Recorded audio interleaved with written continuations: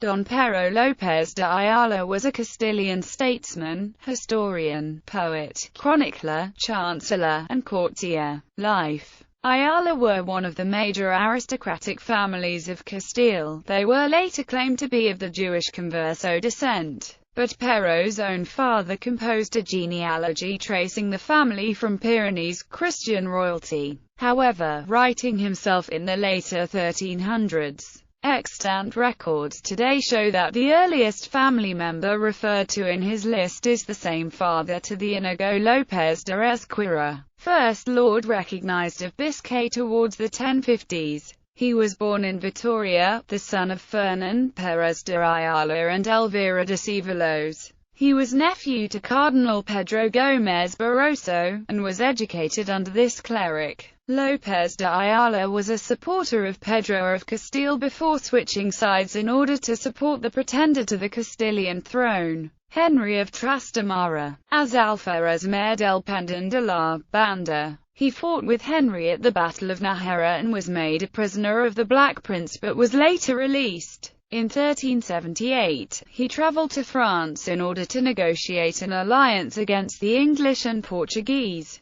He subsequently served as a supporter of John I of Castile. He was captured by the Portuguese at the Battle of Aljubarrota, and was jailed in a prison of iron. From his Portuguese prison, he wrote his Libro de la Casa de las Aves and parts of his Remedio de Palacio. He was ransomed for 30,000 doubloons after many had interceded on his behalf, including his wife, Doña Leonor de Guzman, the master of Calatrava, and the kings of both Castile and France. Upon his release in 1388 or 1389, he continued his diplomatic activities in France. He later returned to Castile and was named Canciller by Henri III. He died at Calahorra at the age of 75. Literary career. López de Ayala is best remembered for his satirical and didactic Libro Remedio de Palacio, in which he acidly describes his contemporaries and their social, religious, and political values.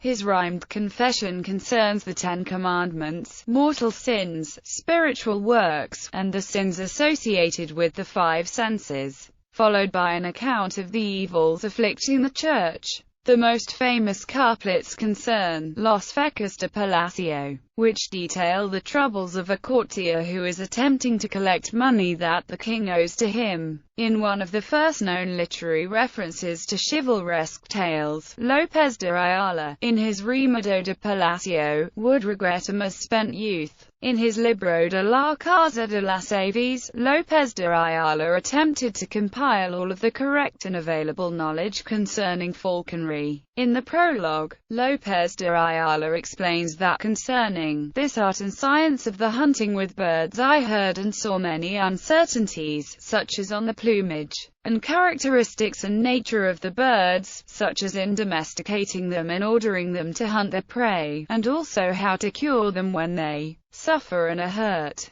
Of this I saw some writings that reasoned on it, but did not agree with others. He also wrote the chronicles for the reigns of Pedro I, Henry of Trastamara, and John I, and a partial chronicle of the reign of Henry III of Castile, collected as History of the Kings of Castile. As a source, López de Ayala is considered to be generally reliable, as he was a witness to the events he describes. The first part of his chronicle, which covers only the reign of Pedro I, was printed at Seville in 1495. The first complete edition was printed in 1779 to 1780 in the collection of Crónicas Españolas, under the auspices of the Spanish Royal Academy of History. López de Ayala also translated the works of ancient authors, such as Titus Livy and Boethius. Around 1400, for example, he translated Livy's Decades for Henry III of Castile, working from a French version by Pierre Berchaud. He also translated the works of contemporary authors, such as Boccaccio, and continued his father's lineage, the Ayala, a genealogy.